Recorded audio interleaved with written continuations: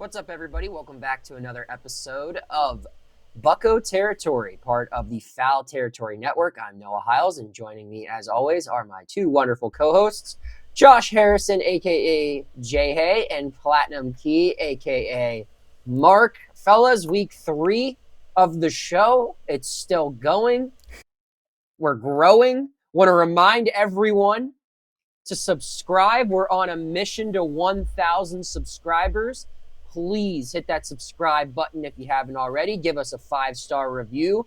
Tell your friends, tell your enemies, tell your neighbors, tell the people who live way down the street. Yell it. Go right in the middle of the street and yell, hey, subscribe to Bucco Territory. That's what we need from you all. And we also need to just talk some baseball. It's been too long. I missed not recording with you guys. First off, casual talk. How was everyone's weekend? Good? Oh yeah. We had our third basketball game. I'm coaching sixth grade basketball. Yeah. Head coach of my daughter's sixth grade basketball team. We had 2 games this past week. So we're off to a 3-0 start. The girls been playing hard. Um, that's all I can ask for is they play Love hard. it. How's the press working out? We were talking pre-show last week about the press. How are they running it well? Oh, yeah, they are. It's caught a few teams by surprise. The game on Sunday was definitely a test because the team pressed us as well. So it was kind of, like the Spider-Man meme where you're pointing, and it took us, a half to get adjusted. But fourth quarter, we went on a 13-0 run to close the game out. We were losing by 4 going into the fourth quarter, and went on a 13-0 run, and that pressure warmed down. That's how you What's finish. the game day? What's the game day fit for Coach Harrison? Is it a suit and tie? Or are you sweatsuit? Do you have the towel like Big John Thompson? Like what are we looking like here? So we have polos with the school name on it. Okay. Like it says basketball, and I just wear some black sweats and match it with some type of dunks or something that match the blue and the black because the school colors are Okay. like blue and white. So I'm trying to be color coordinated like I was on the field. I like that. Mark, how was your weekend? It was awesome. Went down to Beaver County, Pennsylvania. So I was there for a 60th birthday party. So I was all family stuff. Couldn't see anyone. I was gonna Very say, quick are trip. you Yeah, Texan? I know. I felt bad. I was like, should I let anyone know and just be like, well, I can't hang out, but I'm here. I'm Yeah. close. Could wave to you. But yeah, so doing a bunch of family stuff, but it was awesome. So how about you, I Noah? couldn't have hung out. I mean, I was in Annapolis Friday and Saturday for one story, and then I covered the Steelers Sunday. Um, Interesting Steelers game, to say the least. I missed it. I was coaching. Yeah, well, there's a video on my X account of me interviewing a certain Bengals wide receiver who spit on someone, and it's like the biggest story in sports right now. So, and I'll be getting Twitter notifications for the next 30 years because of it. But yeah, an interesting weekend seemingly for all of us. But let's get into some interesting baseball topics now, fellas. The topic of this episode pertains to none other than Mitch Keller. We've kind of hinted at this topic in recent episodes, and this has been a discussion. If you followed the Pirates this past year, really the past year and a half or so, when are they going to trade Mitch Keller?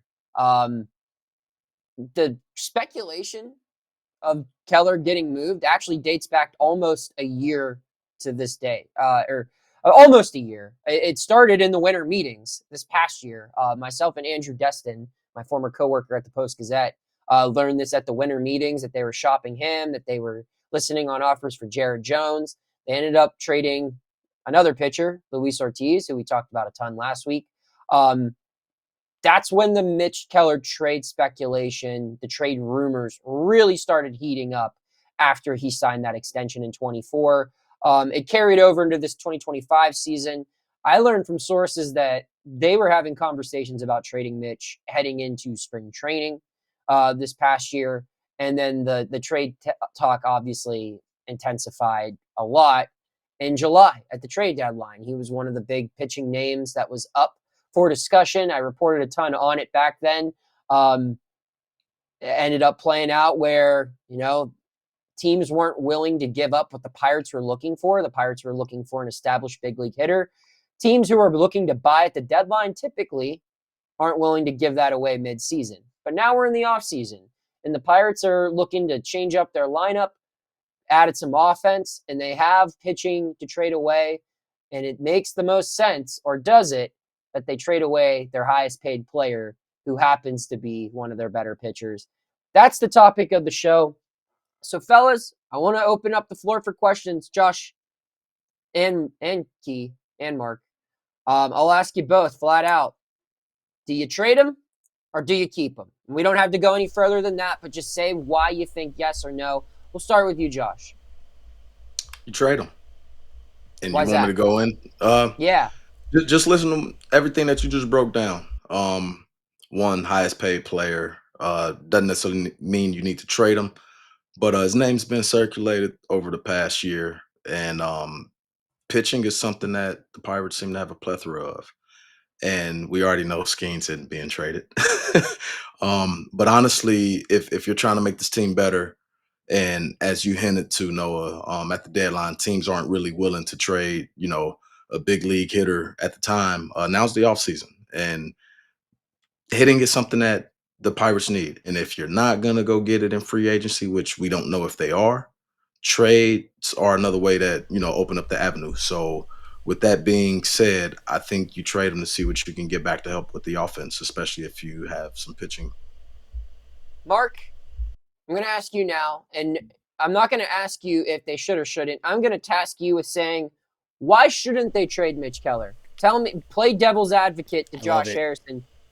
Why should they hang on to Mitch Keller? I mean, he's the second longest tenured Pirate behind Brian Reynolds. He's going to bring leadership to a very young team, and quality leadership too. This guy's been through every aspect of MLB, where he's been one of the worst pitchers in the league, all the way up to an all-star, and now he's proven to be one of the most consistent pitchers.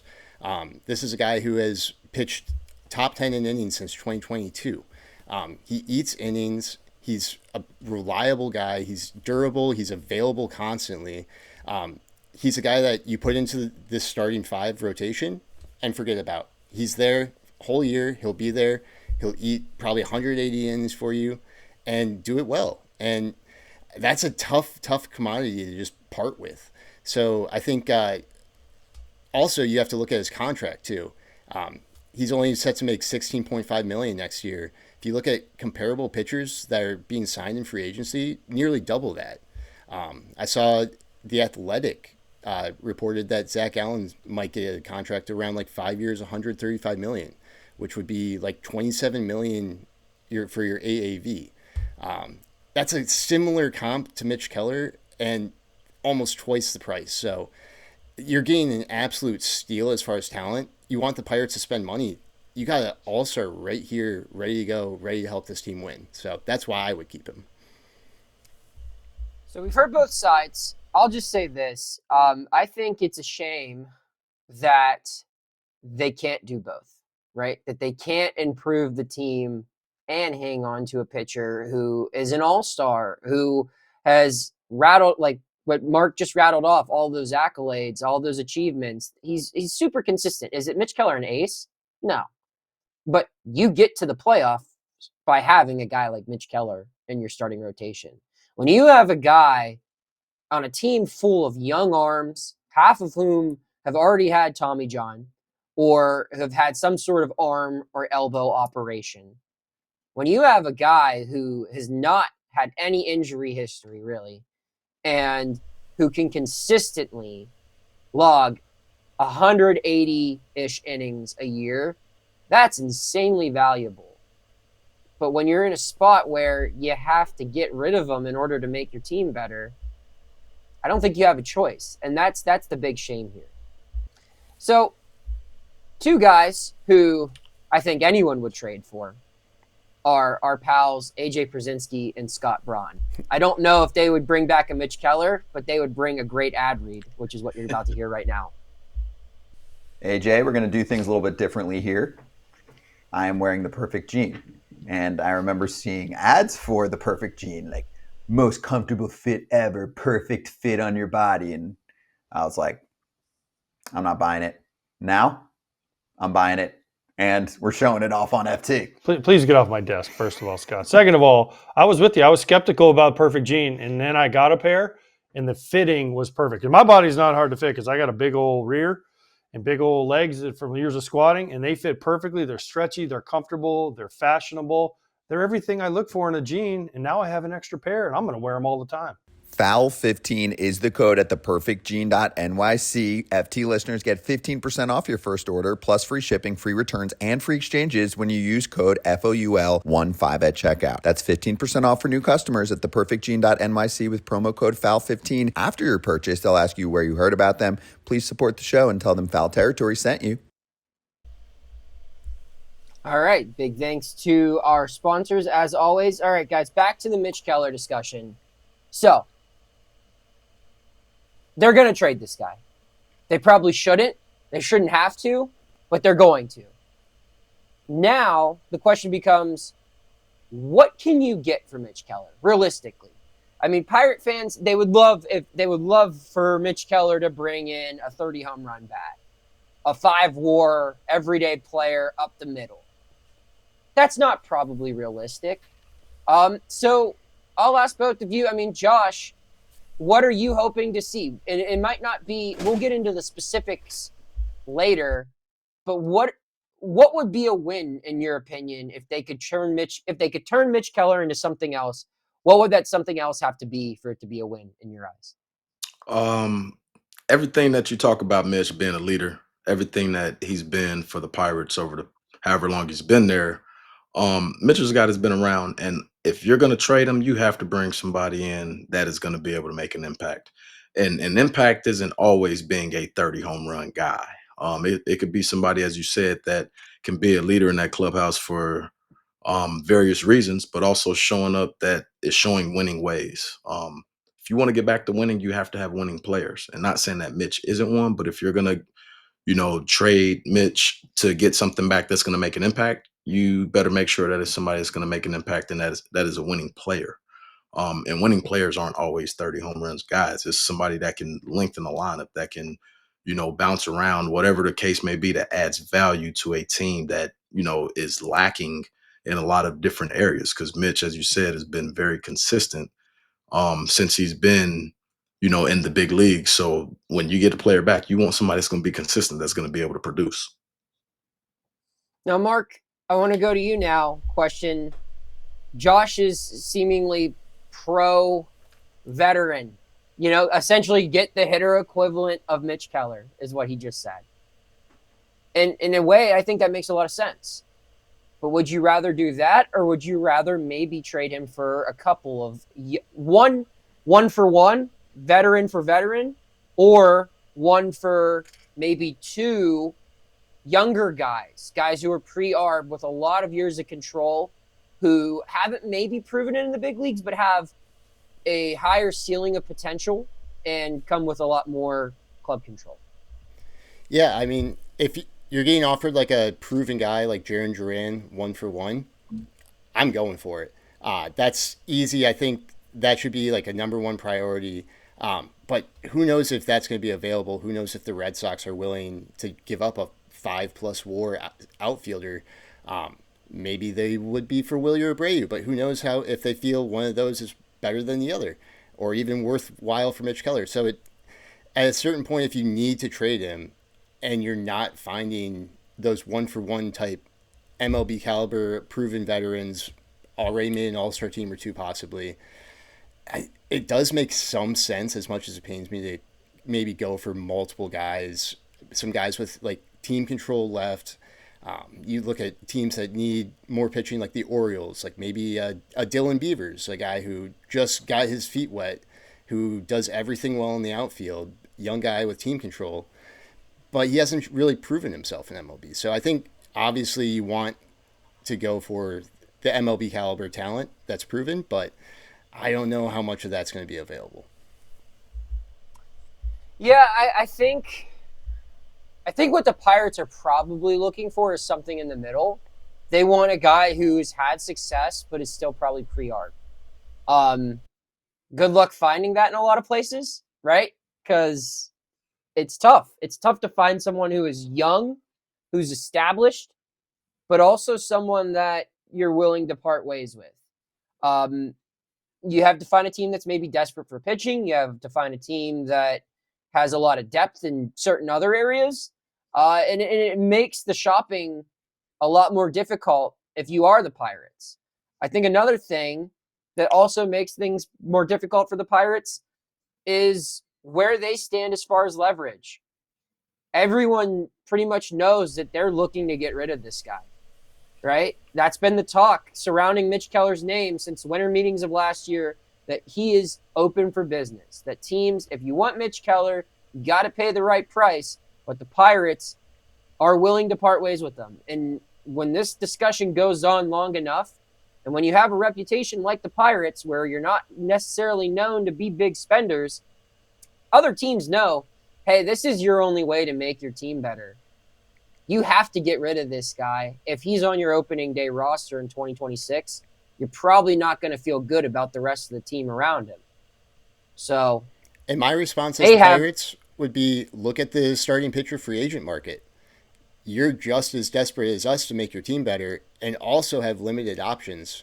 I mean, I think you can get this guy for cheaper. Yeah, and so you have a top 5. If Mitch Keller was a free agent among the starting pitching pool, I'd say he's probably top 5 in that list. I mean, just looking at it, there's like Dylan Cease, Framber Valdez, Ranger Suarez, and like Brandon Woodruff, Michael King, maybe Shota. Like, he's in that latter range of names, and those guys aren't going to be signing for $16.5 million. So you're looking at teams saying, you want a guy you can plug into your rotation that you can count on. Well, we want a guy that we can plug into our outfield that we can count on. Give it to us, and that's the only thing we're going to take. And I think at a certain point, as some of these starting pitcher free agents start coming off the board, you're going to start getting better and better offers for Mitch Keller. Oh, I would think so. I mean, they've held on, and I don't want to say held on to him, but obviously they haven't gotten, the offers that they have liked from the beginning. But something about baseball pitching is always going to be at a premium. Um, and guys like Mitch that eat innings, but also have done what he's done. I mean, somebody will pay the right price if they want him. It's just a matter of, as you said, sometimes you just might have to wait a little longer because it's nobody's willing to sit here and say, "Oh yeah, we're just gonna trade you flat out." But sometimes you got to play the long game. And as you said, this past trade deadline and stuff didn't really get what they were looking for. And who's to say that they don't get what they're looking for going into spring training?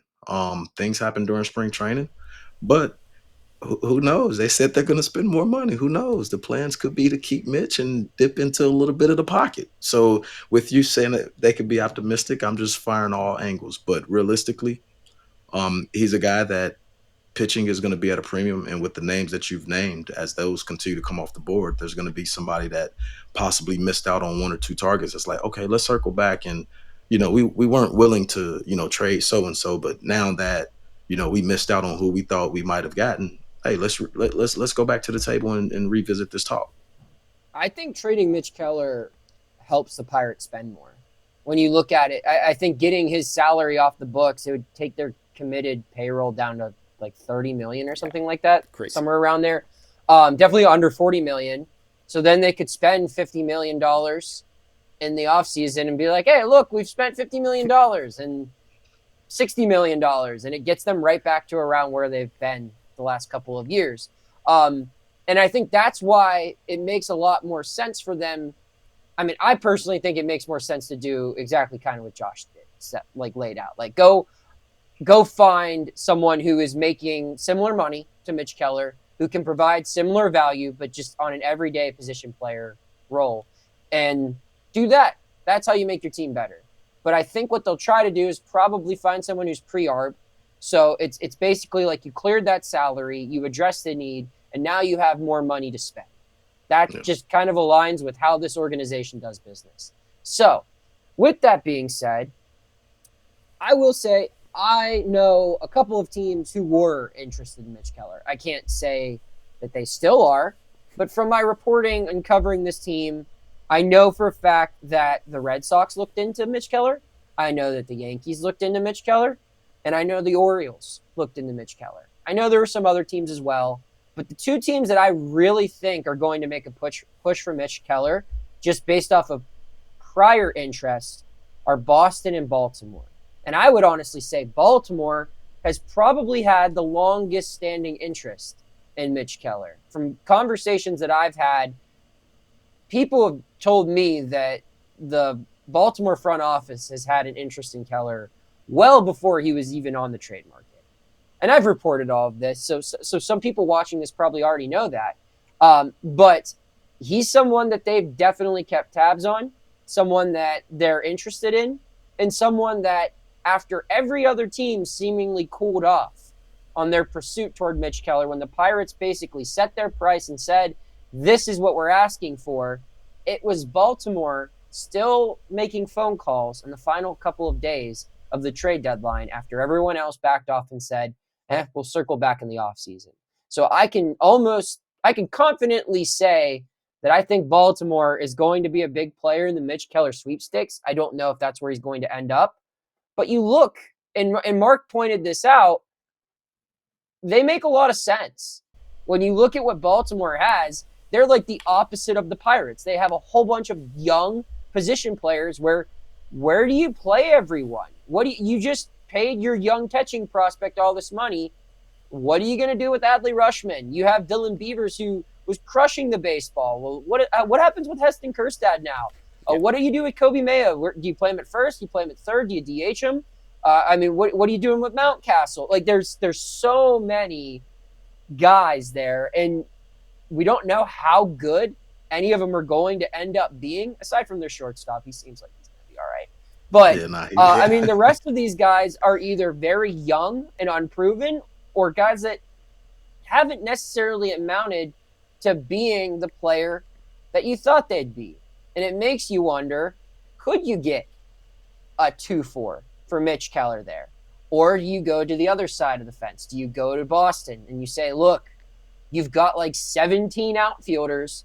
They're all really good, but you can only play 3 of them. Them's the rules.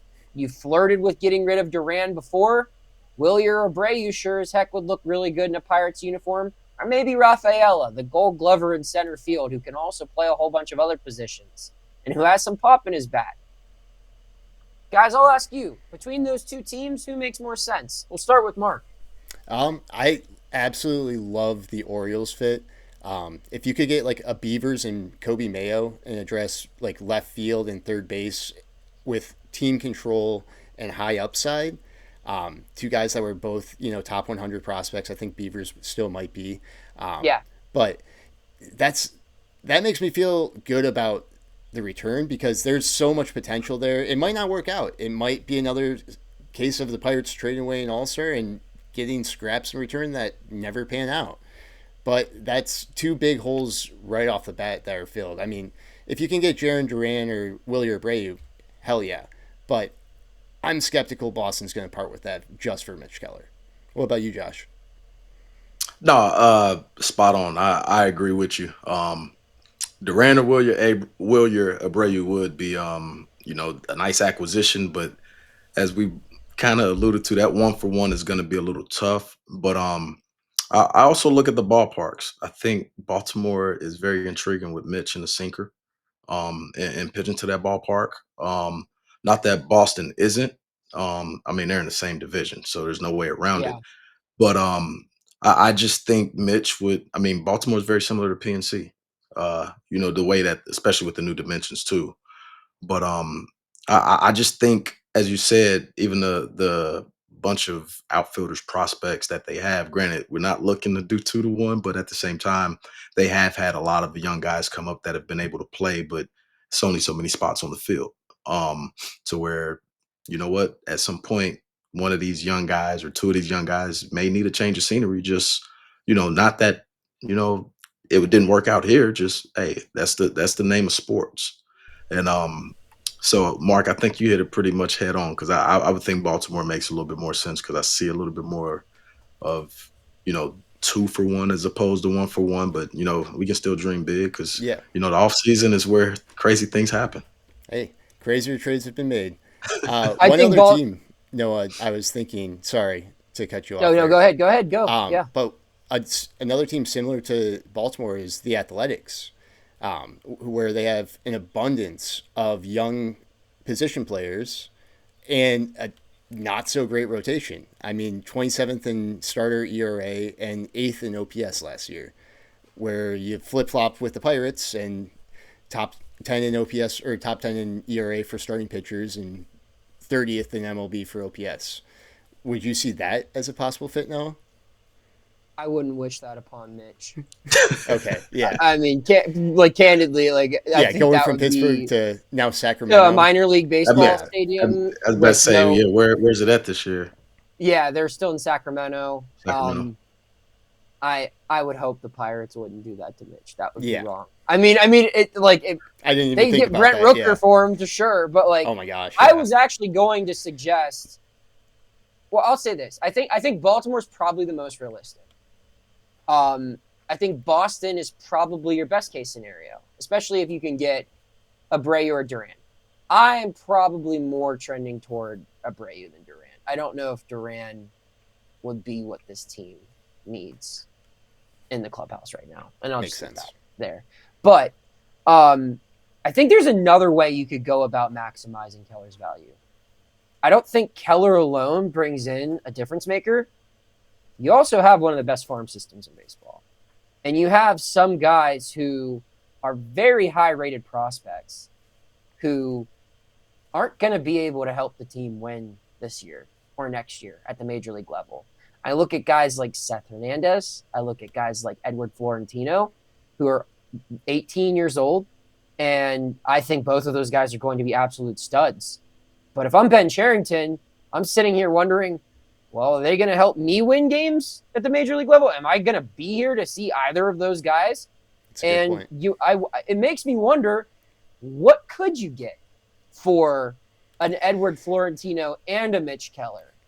Could you get a Ketel Marte from Arizona? Ooh. I don't know. I mean, could you do something like that? And is that worth it? When you look at like a guy like Marte,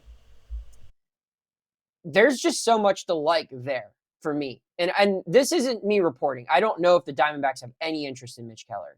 What I do know is that Arizona's pitching rotation stinks. That the guy that they just spent a ton of money on will miss all of next season due to Tommy John, Corbin Burns. And if they just had a couple more Mitch Kellers this past year, they probably get that final wild card spot over the Cincinnati Reds. I know that the Diamondbacks have a jam in their infield. They're looking for a place to play Lawler. They signed Perdomo to that contract, and then he turned into like a 7-WAR player, and Absolute stud. already already way exceeded the value. Was he like of that third contract. or fourth in MVP, making like Yeah, $12 I think he million was a year? fourth in MVP voting. Yeah. And you look at Ketel Marte, who I believe still has more control on his deal than Mitch Keller. He's getting paid more money, but if you're actually looking to spend, I don't know if you could find a better addition in this offseason than that guy. I think he's the best second baseman in baseball. I think whenever the glove goes away, you can find another spot for him to play, be it first base, be it designated hitter. And there's just nothing in his body of work that suggests that bat is going away anytime soon. He's someone that you could write in Sharpie, not in pencil, not in pen, in Sharpie, batting third, Ketel Marte. And if it means you have to sacrifice a couple of prospects, and when I say a couple, I mean I would consider moving. I wouldn't do Hernandez and Florentino, but if it was Keller, Florentino, and then maybe an Esmeralda Valdez, or not Valdez. Come on. No. Well, I was gonna say, yeah, but with teams like obviously organizations like the Pirates really don't like trading away top prospects. So there you have another hurdle, I would say, because I mean, if you want to win at the big league level, sometimes you have to be willing to trade from, the plethora of prospects that you have. Yes, you may be kicking yourself, in the tail if you feel like, dang, man, that's one that we probably shouldn't have traded, but you're not going to know until the future plays out, but right. The objective is to win now. And I'm not saying trade every prospect because I know you have to have a farm system, but if you have a plethora of prospects, sometimes you can get a little creative and be willing to part ways with one if you're going to lump it into, as you all are saying. I'm not opposed to that either because I'm about winning at the big league level. And I think if And you that told I was Pirates gonna fans, would you trade Edward Florentino for a playoff berth in 2026 while you have Paul Skeens? I I think every single fan is going to say, yeah, like Florentino's great, completely came on, has a bunch of potential, but I'll risk trading a future All Star to get to the playoffs and go from there. to get to the playoffs with Paul Skeens. Yeah, Is what you're trading for. yeah, You're not getting to the playoffs without him. I mean, Edward Florentino might be able to get you to the playoffs, but by the time he's here and gets you to the playoffs, you're not going to have the best pitcher in baseball to just hop on his back and carry you. yeah. Moving Right. someone like that, packaging, a Blanco Jr., a lower rated guy in the system with a top 100 guy and Mitch Keller. And again, I don't know if that gets you Ketel Marte, and I don't know if they would want to take on that payroll commitment. My guess is probably not. Yeah. But that's the type of move I'd be making. That's rather than going 1-for-1 or whatever, like, because I know they're looking to trade prospects as well this offseason. Okay. I don't know what level of prospect. I would probably say like the ceiling would be more like a Tamar Johnson type. Yeah. But man, if you want to make a splash, like that's the way to do it. And Josh, to kind of circle back to what you said, and we can kind of wrap it up on this point, like when you're a player in a major league clubhouse and you keep reading about how great these prospects are, just from conversing with other players, you think one of two things. All right, well, where the heck are these guys? Why aren't they helping us win games now if they're so good? Or if they're not ready, how about we trade them for someone that can help us win now?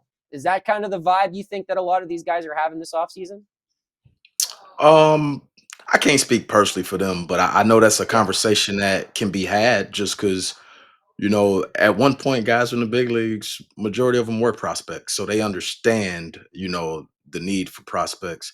But once you've experienced playing in the big leagues, playing at the highest level and knowing the in between the lines, how small the margins are to play in the playoffs, you understand like, hey man, I want to play in the postseason.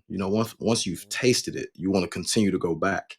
And that's not saying get rid of prospects, but sometimes you might have to give up a little bit to gain something. And, sometimes that might be a prospect here or there. And that's not to say that we don't care about the future because you cannot deplete your system. We understand that.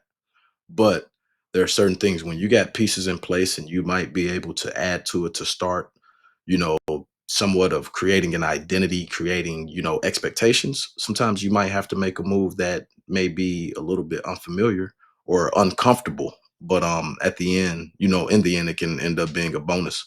And also, be kind of a jolt to the clubhouse, like, oh, okay, you know, th- they're trying or we're trying. All right. Guys, before we conclude the show, I want everyone to make their pick. What team does Mitch Keller make his first start for in 2026? We'll start with Mark. Let's go Orioles. Like you said, most likely. I think there's just so many avenues to get a deal done where both teams walk away feeling like they improved. So, Orioles. So we're not all gonna have the same team. So I'm not gonna go Baltimore, although that would be my first choice, and I'm not even gonna go Boston. That would clearly be our second choice. But there's a name that you threw out there, Noah, and just from familiarity with the organizations with a lot of trades, I'm gonna go New York Yankees. Yeah, they do a lot of business with the Pirates. And that business hasn't always gone well, but they do a lot of business with the Pirates. I'm going to go outside the box as well. We haven't talked about this at all.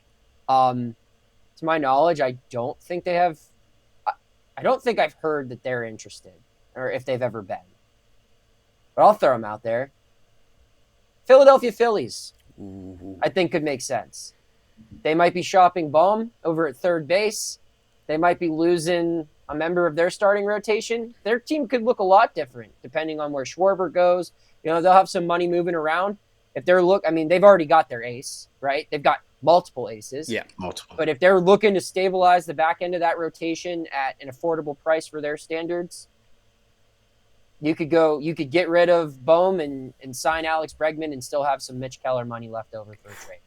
So That would be I'm going to say Phillies. And again, That's that's a not dark me horse. reporting it. Hey, Yeah, I like it. but I think that could be an interesting fit. So I see it. want to Yeah. remind everyone to subscribe. Hit that subscribe button if you haven't already. We are on a mission, a quest to 1,000 subs. We'll have a fun little way to motivate people to subscribe here coming up in these next few shows.